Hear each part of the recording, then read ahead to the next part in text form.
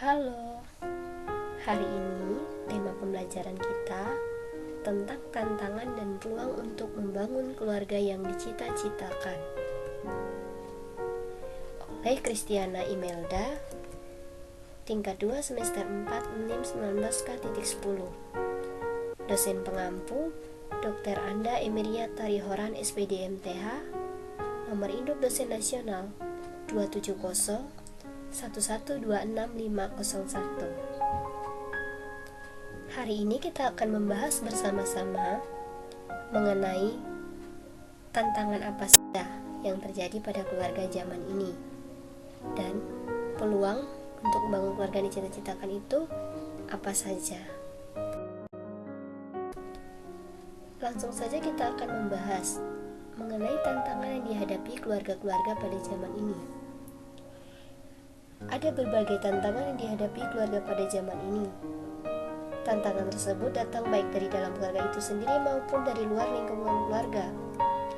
Tantangan yang paling dirasakan dalam keluarga-keluarga saat ini adalah salah satunya kurangnya komunikasi.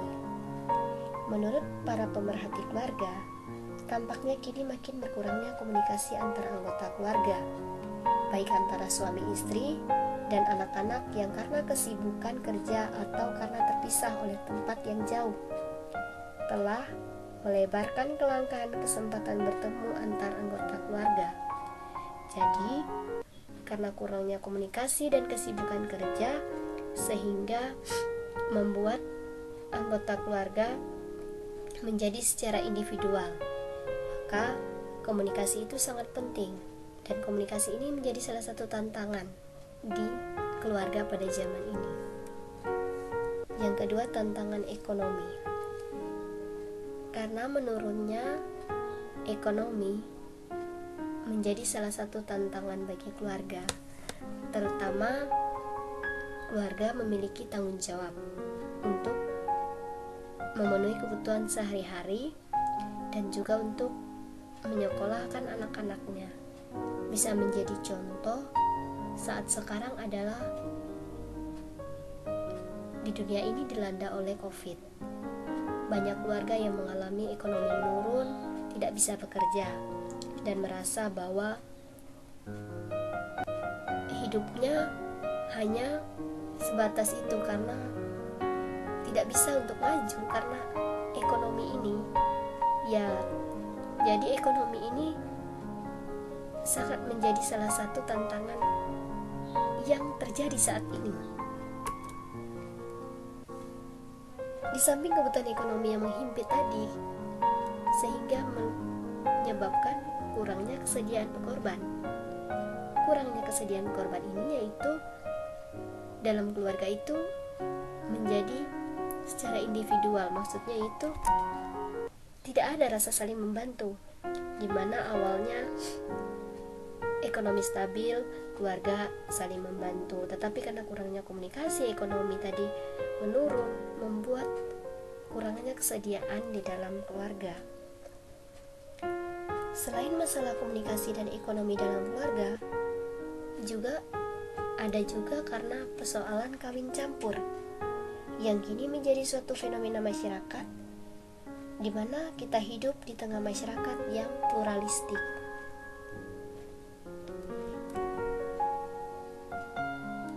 Mudahnya muncul perasaan cemburu juga merupakan tantangan karena kurangnya penghayatan akan sakramen perkawinan dan minimnya kemampuan orang tua dalam mengembangkan iman anak telah menyeret keluarga keluar dari misi utamanya, yaitu semakin menghayati kasih Tuhan dan mengembangkannya.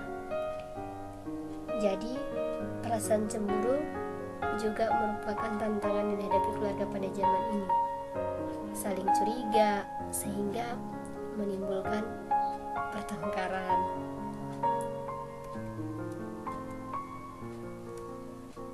Menjadi tantangan lagi alat kontrasepsi yang tidak dikehendaki gereja. Tentu kita harus mengetahui dahulu alat kontrasepsi sendiri, yaitu pengaturan kelahiran yang dikenal pula sebagai kontrasepsi dan pengaturan fertilitas yang merupakan metode atau alat yang digunakan untuk mencegah kehamilan, perencanaan, pembekalan dan penggunaan kontrasepsi disebut juga keluarga berencana. Contohnya alat kontrasepsi itu berbagai bentuk, bisa pil KB, suntik KB, atau lain sebagainya.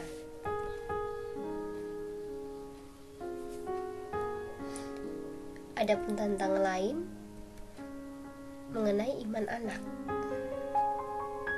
Jadi iman anak ini perlu diperhatikan bahwa peranan orang tua dalam kehidupan keluarga khususnya bagi anak-anak tidak hanya sebatas melahirkan, memberikan makan atau membelikan pakaian, menyediakan tempat tinggal atau rumah bagi mereka, tetapi menjadikan keluarga sebagai sekolah yang dapat untuk hidup dan kehidupan. Ada beberapa hal esensial yang hanya dapat dipelajari dalam keluarga, yakni belajar memahami dan menerima orang lain apa adanya, berusaha mewujudkan rasa aman, penerimaan atas setiap pribadi, hormat terhadap otoritas keluarga, memiliki kemampuan membedakan yang benar dan yang salah, bertanggung jawab, kontrol diri dan belajar mencintai dan dicintai.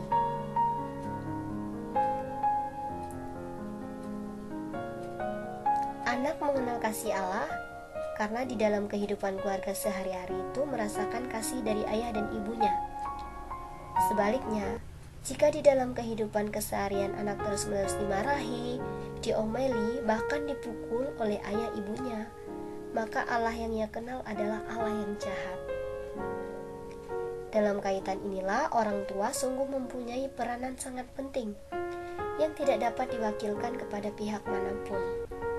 Kehadiran dan peranan guru di sekolah atau katekis dalam lembaga gereja harus dilihat sebagai bantuan bagi orang tua dalam menjalankan peranannya sebagai pendidik pertama dan utama. Karena itu, peranan sekolah atau gereja tidak boleh dimutlakkan seolah-olah menggantikan peran orang tua.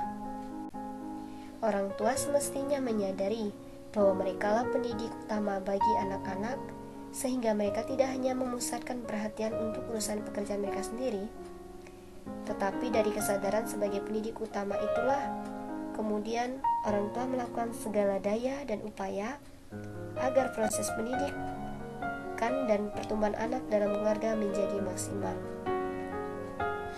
Jadi, orang tua sangat berperan penting dan bertanggung jawab dalam pertumbuhan iman anak. Apa yang orang tua berikan, orang tua bimbingkan, dan menjadi salah satu contoh dalam keluarga yang orang tua kenalkan baik dalam kehidupan sehari-hari.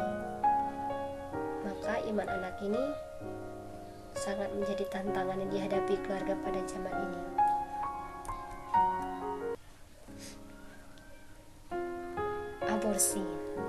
Aborsi tentu kita tahu bersama-sama bahwa perbuatan aborsi itu menentang segala bentuk prosedur atau pengguguran kandungan yang tujuan langsungnya adalah untuk menghancurkan embrio, blastosis, zigot atau janin, karena berpegang pada keyakinan bahwa kehidupan manusia harus dihormati dan dilindungi secara mutlak sejak saat pembuahannya. Sejak saat itu, pertama keberadaannya seorang manusia insani harus diakui hak-haknya sebagai seorang pribadi. Di antaranya adalah hak untuk hidup yang tidak dapat diganggu-gugat dimiliki setiap makhluk tak bersalah. Jadi aborsi ini sangat dilarang keras. Tantangan sterilisasi. Sterilisasi sendiri adalah metode kontrasepsi permanen yang bertujuan untuk mencegah seorang memiliki anak. Prosedur ini bisa dilakukan baik pria maupun wanita. Jadi, tingkat keberhasilan sterilisasi dalam mencegah kehamilan nyaris mencapai 100%. Dalam suatu penelitian hanya 2-30 wanita dari setiap 1.000 wanita yang diketahui masih bisa hamil setelah menjalani sterilisasi. Sterilisasi tidak mempengaruhi kadar hormon, jadi atau gairah seks dan kemampuan seorang dalam berhubungan seks. Sebelum masuk pembahasan lebih lanjut, Perlu diketahui bahwa ini hanya membahas sterilisasi pada wanita atau ligasi tuba. Indikasi sterilisasi yang dilakukan para wanita memutuskan tidak ingin memiliki keturunan atau ingin berhenti memiliki anak. Jadi, sterilisasi ini tantangan yang sangat memprihatinkan. Tadi kita mengenai tantangan aborsi dan sterilisasi juga. Kalau aborsi tadi lebih singkatnya itu pengguguran, sementara sterilisasi ini untuk mencegah seseorang yang tidak ingin memiliki keturunan. Adapun juga tantangan keluarga berencana buatan, di mana keluarga berencana yang disingkat sebagai KB adalah gerakan untuk membentuk keluarga yang sehat dan sejahtera dengan membatasi kelahiran. Bermakna adalah perencanaan jumlah keluarga dengan pembatasan yang bisa dilakukan dengan penggunaan alat kontrasepsi atau penanggulangan kelahiran seperti kondom, spiral, dan sebagainya. Gerakan keluarga berencana diartikan sebagai upaya peningkatan kepedulian dan peran serta masyarakat melalui upaya mendewasakan usia perkawinan, pengadilan kelahiran, pembinaan ketahanan keluarga, dan peningkatan kesejahteraan keluarga dalam rangka melembagakan dan membudidayakan norma keluarga kecil bahagia. Jadi keluarga berencana buatan juga merupakan salah satu tantangan yang dihadapi pada zaman ini.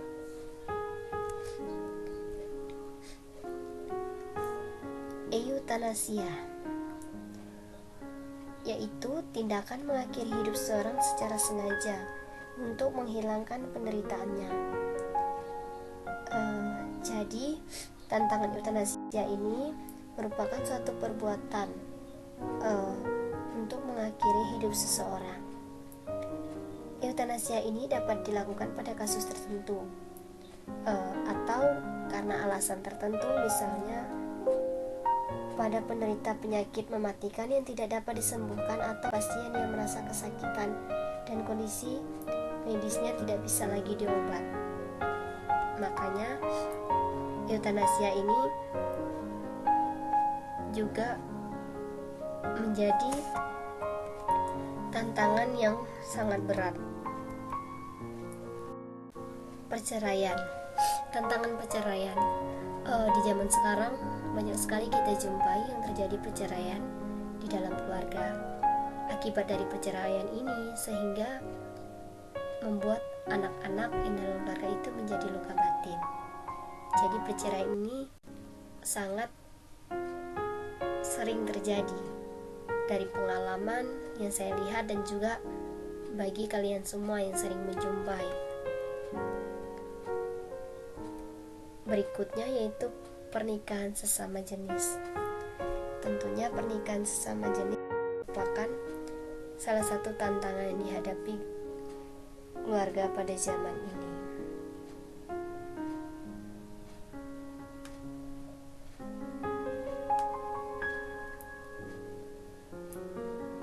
Dengan berbagai tantangan tersebut, Gereja Katolik memberikan perhatian sangat serius pada kehidupan keluarga. Karena keluarga adalah sel dari gereja dan masyarakat, maka keluarga yang sejahtera adalah harapan sekaligus perjuangan gereja. Paus Yohanes Paulus II dalam surat Apostoliknya Family Consortio melihat keluarga sejahtera dalam kesetiaan pada rencana Allah sebagai sebuah perkawinan. Ditegaskan pula bahwa pribadi manusia sebagai citra Allah diciptakan untuk mencintai. Keluarga menurut Paus adalah suatu komunitas pribadi-pribadi yang membentuk masyarakat gereja. Maka dari itu, kita sebagai orang Katolik harus sungguh memahami makna keluarga yang sesungguhnya menurut ajaran Gereja Katolik, sehingga mampu membangun keluarga sesuai cita-cita dan harapan gereja itu.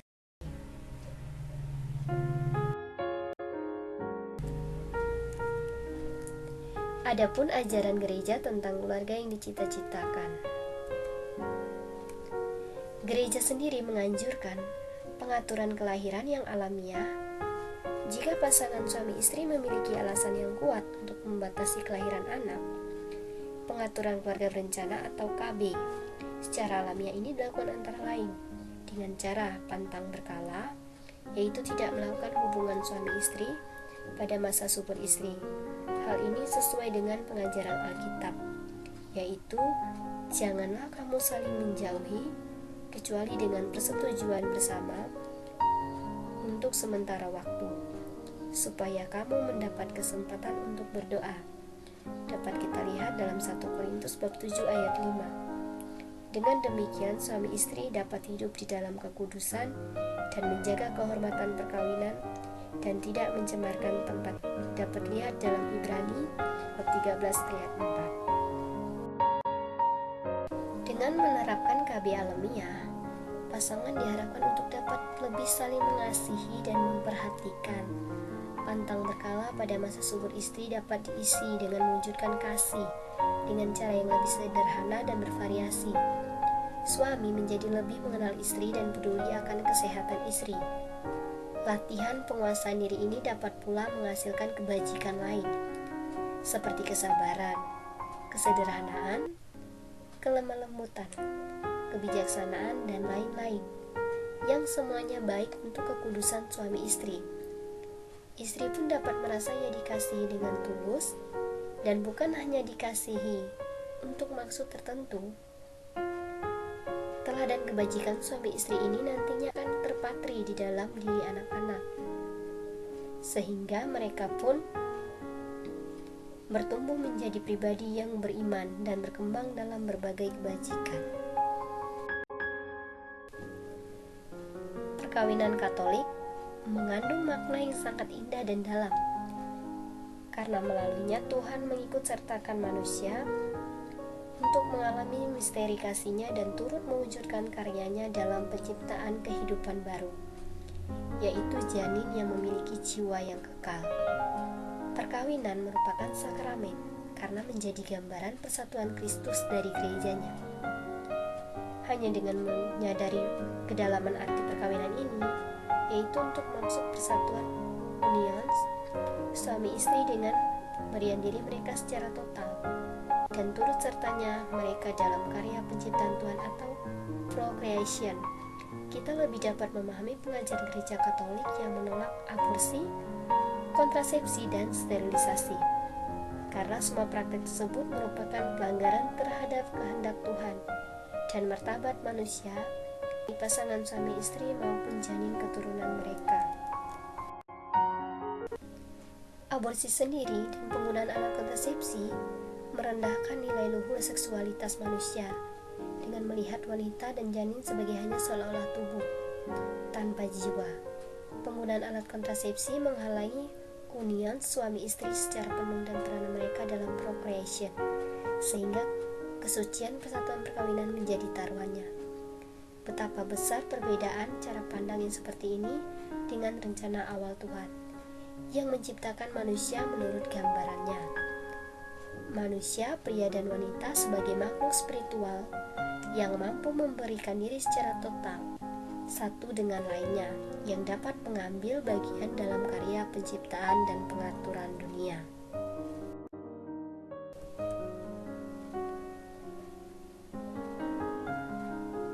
Dari yang kita bahas mengenai tantangan dan peluang keluarga yang dicita-citakan, saya akan memberikan peneguhan. Yang pertama, untuk hidup dan bertumbuh dengan baik, suatu lembaga apapun namanya membutuhkan perencanaan. Tanpa perencanaan, lembaga itu akan hancur, berantakan. Demikian pula dengan keluarga sebagai suatu lembaga. Maka itu kita berbicara tentang KB. Yang kedua, pelaksanaan KB sungguh-sungguh suatu tuntutan moral masa kini yang sangat penting untuk diperhatikan oleh semua pihak yang bertanggung jawab, baik dalam bidang kependudukan secara luas maupun dalam inti sel masyarakat, yaitu keluarga. Hanya dengan menjalankan KB, khususnya pengaturan kelahiran sesuai dengan aspirasi setiap manusia, akan tercipta suatu hidup yang makmur dan bahagia. Pandangan gereja sendiri mengenai KB, gereja merasa mempunyai tanggung jawab untuk mendukung dan melaksanakan KB pada masa ini. Secara khusus, Gereja Indonesia melalui uskup-uskupnya menegaskan, bukan hanya pemerintah yang bertugas untuk menyelesaikan persoalan ini, tetapi gereja merasa terlibat juga dan ikut bertanggung jawab untuk mengusahakan pemecahan. Itu adalah pandangan gereja mengenai KB.